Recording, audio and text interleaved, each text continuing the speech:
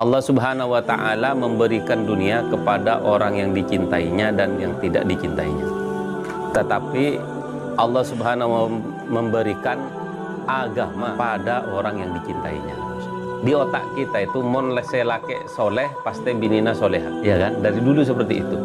Ternyata itu tidak benar. Az-zaniyatu la yankihu illa zani au musyrik. Wa hurrima dzalika 'alal mu'minin.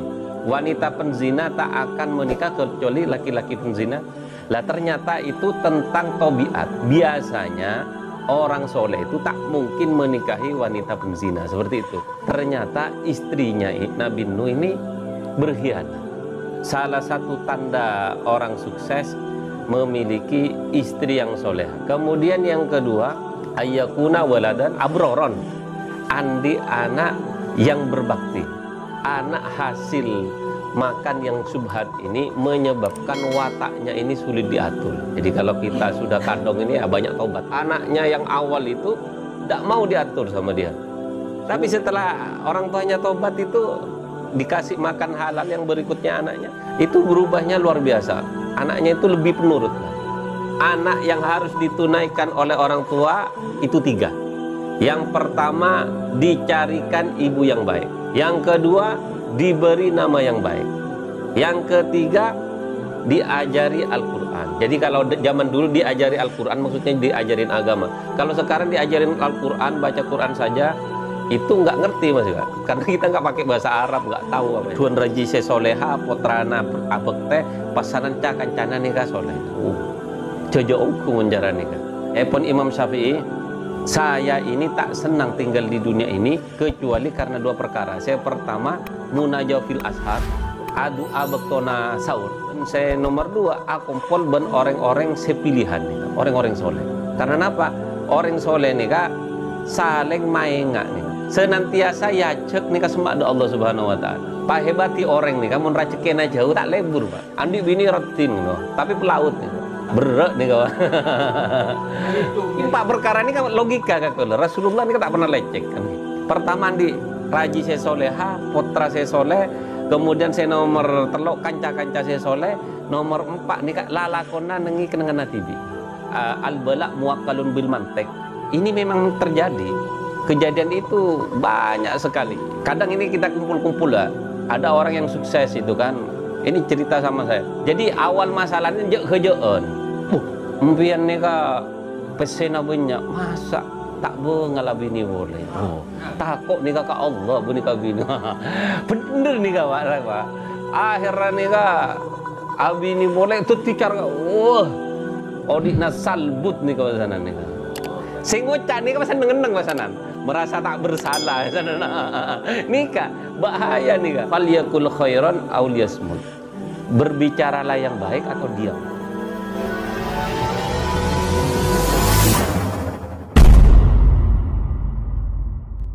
Bismillahirrahmanirrahim. Assalamualaikum warahmatullahi wabarakatuh. Waalaikumsalam warahmatullahi wabarakatuh. Alhamdulillahirabbil alamin. Hamdan yuafi ni'mahu wa yukafi mazida ya rabbal alamin.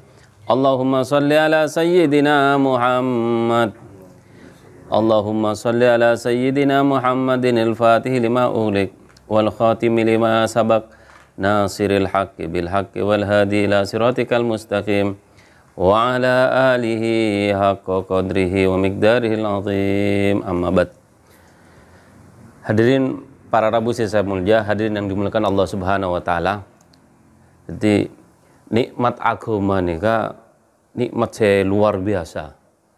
Ini hadis ada buaki, dalam hadis disebutkan innallaha a'tad dunya liman yuhibbuhu wa man la yuhibbuhu. Allah Subhanahu wa Ta'ala memberikan dunia kepada orang yang dicintainya dan yang tidak dicintainya. Tetapi Allah Subhanahu wa memberikan agama, di riwayat lain iman, agama pada orang yang dicintainya. Masya Allah. Lah, nengi tafsir nih kayak cari taki beda 400 saya menguasai dunia. dua Islam, dua kafir. Saya Islam nikah Nabi Sulaiman, nomor dua Zulkarnain. Saya kafir nikah Namrud ben Nebukadnezar. Lah Fir'aun ini tak masuk. Baru saya tanya kalau Fir'aun ini menguasai Mesir saja. Tak menguasai dunia. Cuma menguasai Mesir, tapi karena bersinggungan dengan Nabi Musa, nikah diceritakan selalu. Di lakar dunia nikah Allah Subhanahu wa taala berikan kepada siapa saja yang dicintai dan yang tidak dicintai. Maka kalau kita lihat sejarah Nabi Nuh alaihissalam mendakwahkan agama 950 tahun. Yang ikut cuma 70-80 saja, sedikit sekali. Nabi Ibrahim, sempat Nabi Ibrahim jumpa Raja Namrud. Jadi jumpa Raja Mesir, sempat jumpa Raja Mesir, waktu itu cuma Nabi Ibrahim dan istrinya saja berdua. Makanya tatkala ditanyakan siapa ini katanya, hada ukhti, ini saudara saya, saudara. Jadi, karena apa? Yang beriman di dunia itu cuma Nabi Ibrahim sama istrinya saja. Makanya dia bilang ukhti katanya. Di situ. Sedangkan Nabi Isa alaihissalam ini yang ngikut itu dikit sekali, kaum Hawariyun. Habis itu pengikutnya ini bohong ini. Lah, juga kita lihat bagaimana Rasulullah sallallahu alaihi wasallam, Abu Lahab pamannya sendiri nggak ikut ini kan. Tetangga-tetangganya Ubay bin Khalaf ini kan nggak ikut juga ini. Jadi siapa yang dicintainya? Tetapi kita ini yang jauh dari zamannya Rasulullah sallallahu alaihi wasallam, Allah Subhanahu wa taala berikan agama ini nikmat yang luar biasa.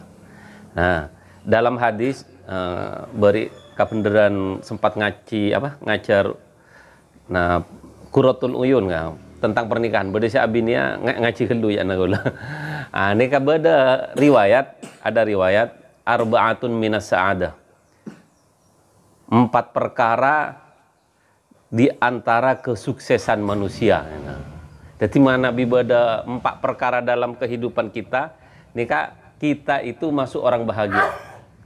Orang joyo ya Lah, apa itu? Yang pertama ayyakuna zaujatan solehat. Saya pertama bini saya soleha. Nikah merupakan tanda ceja saya pertama. Lah, saya pernah berpikir nih kekeliruan nakaulah. Jadi di otak kita itu mon laki soleh pasti binina soleha. Ya kan? Dari dulu seperti itu. Ternyata itu tidak benar. Lah, saya sendiri itu sempat berpikir seperti itu karena banyak beberapa ayat yang bercerita tentang Rasulullah pembebasan Siti Khadijah, Siti Aisyah dari hadisul ifki. Tentang itu gimana ayatnya lalu lupa ya. Ada ayat lain la yang azaniyatu la yankihu illa zani au musyrik wa hurrima dzalika 'alal mu'minin. Jadi wanita penzina tak akan menikah kecuali laki-laki penzina. Nah, lah ternyata itu tentang tabiat. Biasanya orang soleh itu tak mungkin menikahi wanita penzina seperti itu. Orang fasik tak mungkin dinikahi ben orang soleh seperti itu. Jadi itu tabiat, mengenai tabiat. Lah saya pribadi sadar setelah Epenta Bayan bercerita Nabi Nuh alaihissalam. Ternyata istrinya Nabi Nuh ini berkhianat. Akhirnya saya kaget, iya ya. Cuman samangkin pasti harus lebih soleh dari Nabi Nuh. Tak ada. Nabi Nuh ini kepada Nabi tok, Rasul. Di atasnya lagi ulul azmi beliau, Masya Allah. Jadi Rasul yang terhebat. Tetapi Allah Subhanahu wa ta'ala takdirkan dia mendapat istri yang tidak taat, tidak beriman. Jadi mengenai istri itu beriman tak beriman, itu sudah pilihan Allah Subhanahu wa ta'ala. Kalau seandainya harus beriman, berarti Nabi Nuh ini keliru gitulah. Tapi ini adalah cobaan dari Allah Subhanahu wa taala. Dikisahkan ini ada seorang sahabat, saya baca buku mengenai Masturo itu kan, seorang sahabat ini nangis, Abdullah bin Rawaha kalau nggak salah. Nangis dia. Tatkala dia nangis, istrinya ikut nangis juga. Ditanya, "Kenapa kamu nangis?" katanya. "Karena kamu menangis, saya pun ikut menangis." Kata, wah, ini satu hati ini dia. Wah. Akhirnya ditanya sama suaminya, sama istrinya, "Wahai suamiku, kenapa kamu menangis?" "Karena saya baca ayat wa imminkum illa wariduha." Jadi tidaklah kamu ini pasti melewati neraka jahanam nanti. Maka saya menangis. Saya tidak tahu saya selamat atau tidak nanti lewat neraka jahanam. Masya Allah. Kita tak pernah nangis ini, Pak. Tak merasa ini. Ini yang repotnya gitu. Allahu Akbar. Jadi saya nangis ini. Karena dia takut waktu lewat ini dia selamat atau tidak. Ini Masya Allah. Jadi istrinya pun ikut menangis. Jadi yang pertama itu salah satu tanda orang sukses memiliki istri yang soleha. Kemudian yang kedua, salah satu ciri orang sukses ini ayyakuna waladan solehan. Andi anak abroron yang berbakti. Jadi di antara ciri-ciri orang yang sukses ini kah keduan potra seabekte ini, Masya Allah. Sukses ini kan. Kalau karena apa ini luar biasa, banyak sekali kita lihat kondisi sekarang. Kadang ini orang ini sukses dalam masalah dunianya, anaknya ini sulit diatur. Nah, saya baca di kitab syarahnya Arba'in Nawawi. Jadi salah satu sebab Allah Subhanahu wa taala palingkan hati anak kita itu karena harta yang kita berikan itu tidak halal atau syubhat. Jadi dikisahkan di sana suatu hari ada seorang bertamu sama seorang ulama. Ulama ini baik luar biasa. Tetapi yang nyambut ini kayaknya apa ya, songong gitu, Pak. Datang ke rumah bener apa mbean. Kaulah nyari Syekh Fulan, wah, tojuk. Akhirnya setelah jumpa kiainya, ada cerita ke sana kemari, terakhir dia bilang, tanya lah, "Pak Kiai, siapa itu?" katanya. Yang nyambut tamu, "Oh, itu anak saya," katanya. "Loh, kok beda jauh? Sampean ini soleh, anak sampean enggak?" katanya. Jadi ceritanya begini, suatu hari saya ini sangat lapar sekali. Saking laparnya saya ini nggak kuat sudah. Tiba-tiba ada orang yang ngantarkan makanan sama saya, tetangga saya. Tanpa pikir panjang saya makan. Setelah saya makan, maka terjadilah syahwat dalam diri saya. Akhirnya saya kumpul sama istri saya, jadilah anak saya itu katanya. Jadi anak hasil makan yang syubhat ini menyebabkan wataknya ini sulit diatur. Jadi kalau kita sudah kadong ini ya banyak tobat lah. Dan ini saya lihat beberapa orang kayak gitu. Jadi dulunya dia ini belum tobat lah gitulah, melakukan apa saja, anaknya itu sulit diatur, Pak. Tapi setelah dia ini tobat, cari rezeki halal, itu anaknya beda jauh. Anaknya yang awal itu tidak mau diatur sama dia, sulit itu. Mon parlo torko bon pak. Tapi setelah orang tuanya tobat itu dikasih makan halal yang berikutnya anaknya, itu berubahnya luar biasa. Anaknya itu lebih penurut lah. Nah, ada ulama ini berkisah, seorang wanita ini bertanya kepada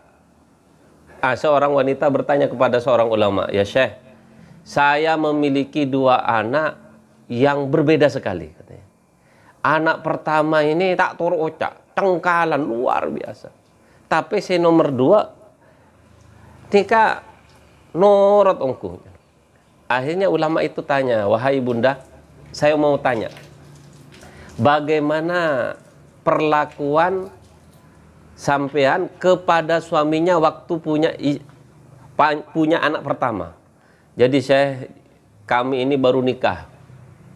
Jadi biasa baru nikah ini kan egonya masih kuat. Yang asik itu ke Pak pengantin baru, Pak. Mereka nikah, wow, atau karma lolo. Jadi 5 tahun pertama itu penyesuaian. Jadi tak nemu bener atau karma lolo ya. Oh, akhirnya banyak kejadian yang aneh dalam kehidupan saya katanya. Setelah itu dengan kejadian-kejadian tersebut saya ini mulai berpikir, saya mulai introspeksi diri. Akhirnya saya berubah. Lah, setelah itu saya hamil lagi. Hamil lagi saya sudah belajar dari pengalaman yang pertama dan memperbaiki diri saya. Makanya itu berbeda. Katanya saya nggak usah jawab. Sampean sudah tahu sendiri. Perlakuan sampean ini sama suaminya itu menghasilkan anak yang berbeda. Jadi inilah hadirin Allah Subhanahu wa taala, kesolehan kita ini mempengaruhi dari anak-anak kita. Dalam kitab Tambihul Ghafilin ada kisah ini aneh. Yang saya agak aneh juga, lucu ini. Jadi ada suatu hari orang ini laporan sama Umar bin Khattab. Wahai Umar, anak saya ini ta'abek teh. Durhaka sama saya. Wah, marah Umar ini. Langsung pada datang sih kebetulan. Gigiri wah, gigiri. Sampai sana kecap. Nah kan ini kan ngeneng. Lastare setelah dimarahi lama, akhirnya anak ini tanya kepada Umar, wahai Umar, dari tadi engkau bercerita kepada saya hak anak yang harus ditunaikan oleh hak orang tua yang harus ditunaikan oleh anak.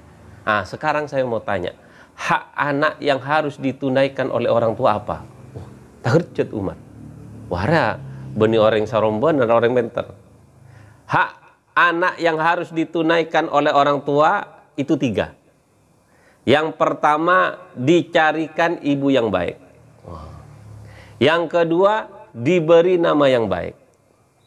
Yang ketiga, diajari Al-Quran. Jadi kalau zaman dulu diajari Al-Quran maksudnya diajarin agama. Kalau sekarang diajarin Al-Quran, baca Quran saja, itu nggak ngerti Mas Pak. Karena kita nggak pakai bahasa Arab, nggak tahu apa ya. Harus diajar, maksudnya diajarkan Quran ini diajarin agama. Maka katanya anak itu, wahai Umar, kamu tahu ibu saya? Katanya. Nggak tahu katanya. Ibu saya ini orang yang dijumpai bapak saya di jalan, jadilah saya katanya. Wah, kaget Umar. Terus sampean tahu nama saya katanya? Nggak tahu saya. Nama saya Ju'al. Saya belum koreksi lagi di kamus. Cuma saya baca di kitab ada 2. Berapa kitab saya baca. Ju'al itu beda si artena apa? Sengakan buan malam korang. Pupuru kaluang. Rijalul khofas. Jadi kaluang lake. Kelelawar. Kitab lain saya baca nih kak. Wong huang artinya. Coba nyawa nanti kak. Pasanan saya nomor 3, kau lah tak pernah ya cari Al-Quran pun Pak Nagola. Wah, ya. Tak pernah ya cari agama. Jadi namun cari jalan sarana Pak Nagola ya, Masya Allah. Jadi kadang kita tidak merasa. Terus ini yang saya lihat di Madura sekarang ini, nama ini penting Pak. Kalau dulu itu nyamana reng Madura pasti beda Muhammad tuh. Muhammad Hasan ini kata Abdul Wahid Abdul. Jadi nama yang disenangi Allah itu yang ada hambanya. Abdullah, Abdurrahman, Abdul Wahid ini kan. Ini paling seneng. Kemudian nyamana ring soleh. Lah, saya paling soleh itu nyapa siapa nih kan? Nabi Muhammad. Mangkana nyamana kan orang dulu kan beda Muhammad tuh, Muhammad Hasan, Muhammad Yasin, mbana kaula Muhammad Tahir. Tapi beda Muhammad tuh. Mun samangken nih kak, kaula ningku absen na kurang. Wih. Absen na anak kana nyamana artis kadang. Wah aneh ya nagola. Jadi pengaruh. Dan saya sendiri nengi kitab sahabat Imam An-Nabhani nikah ada fadilah khusus orang seanya Muhammad bin Ahmad nikah. Jadi nama Rasulullah. Jadi ada 2 orang ini sidang akhirnya dihisap amalannya tak cukup. Akhirnya cak nama malaikat nikah ya Allah. amalannya coba nih apa masuk neraka nih. Akhirnya pangadep da Allah Subhanahu wa taala wis masuk surga saja. Tak kerja dua orang nih kak, ya Rabb, kaifa yuhlinal jannah. Ya Allah, katipun apa abdina kadua ni ka mak bisa apa masuk surga. Inni astahi an uadzi wa man yusamma bi ismi habibi. Sengkok todu, saya malu mengadab orang yang bernama dengan nama kekasihku. Nya mana beda Ahmad, beda Muhammad. Riwayat lain, tapi beuna nama tak todus, hanya matang kekasih na sengkok, tapi beuna tak amalan na tak pada bentang kekasih ni, masyaallah. Jadi campur lagi gini kan, tak pada nyama ada, amalan tak pada ni, masyaallah. Jadi para Rabu Samul, jadi kalau kita lihat nama ini ada pengaruhnya, maka tidak tahu ya, ada tenengi Madura nih kan, beda ngobe nyama ki. Beda ngobe nyama kan ki. Bila ke Mekah, masih tak ke Mekah, tak napa juga, mencoba. Jadi Rasulullah itu kalau namanya jelek sekali dirubah. Ada apa lupa di riwayat itu. Misalnya mana apa namanya jelek syar, ndak benar khair gitulah. Dirubah sama Rasulullah. Tetapi nama meskipun tidak nama Arab, tetapi itu maknanya bagus, ndak dirubah. Beda Maria Al-Qibtiyah. Kan harusnya Islam Maryam kan. Tapi Maria tak dirubah sama Rasulullah karena maknanya bagus. Si Oba ini kan saya maknanya saya coba-coba. Ya. Tahun ini mungkin sudah henti napa artinya kan. Jadi pengaruh nama ini luar biasa. Nampak sekali kalau kita kan. Lah, maka Imam An-Nabhani sampai menulis riwayat-riwayat khusus tentang nama-nama Muhammad sama Ahmad nih kan subhanallah. Lah samangken beri nama putrane nama Muhammad tak keren ya. Nah, kan pada seperti ini sekarang itu kita makan bukan untuk sehat. Sepenting nyaman. Kalau standarnya nyaman itu wah bahaya itu. Makanya banyak penyakitan. Mun standarnya nyaman. Orang dulu itu ya sepenting mun caritan orang kona kakanan racong pak kun sakelan kan ki. Rengkona cara kasa. Akhirnya lancung umur. Karena makanannya itu yang penting sehat. Sepenting sehat seperti itu. Sekarang kan kalau standarnya nyaman ini ya enggak bisa sudah. Maka hadirin Allah Subhanahu wa taala, salah satu tanda orang sukses nikah ceje nikah nomor 2 putrana nikah berbakti. Apa san saya nomor telok nikah? Ayyakuna khulata'uhu teman-temannya ini soleh. Orang kancana saya andi kanca orang soleh nih kawan. Nikah luar biasa manabi keduan raji se soleha putrana abekte pasanan kancana nikah soleh. Jojo ongku menjara nikah. Maka penting nikah.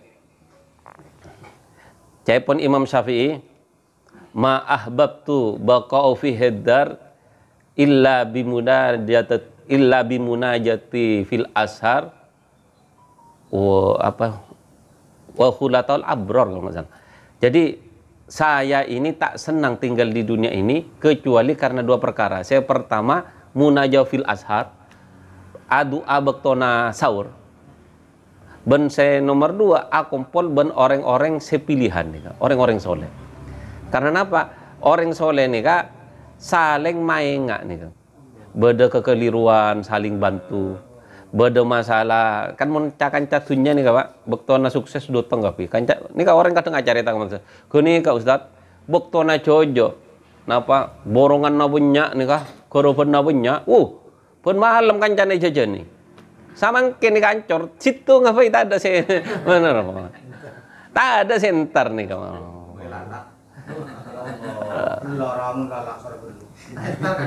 Lah seperti itu. Jadi kalau mun orang soleh ini kan senantiasa yajek nih semak do Allah Subhanahu wa taala. Orang nih kan mun yajek semak do Allah, sukses tak sukses, maksudnya masalah dunia na banyak tak dunia na tak banyak, sakit atau beres nih kan kita tetap tenang atena. Karena samangken nika kebanyakan manusia nika banyak sakit pikiran. Tepat. Jadi ada istilah ini karena saya sering dapati istilah modern sebenarnya benih istilah modern, istilahnya saja modern, tapi penyakit itu lama sebenarnya. Namanya anxiety. Anxiety ini kan kekhawatiran. Kekhawatiran tentang dirinya, masa depan, berema. Ini kan masalah iman sangguna, Pak. Nah, mun kita sering ulang Allah Khalik, Allah Malik, Allah Razik nih kan. Allah saya nyiptaki kita, saya memelihara kita, memberi rezeki kita, kan mari masalahnya nih kan.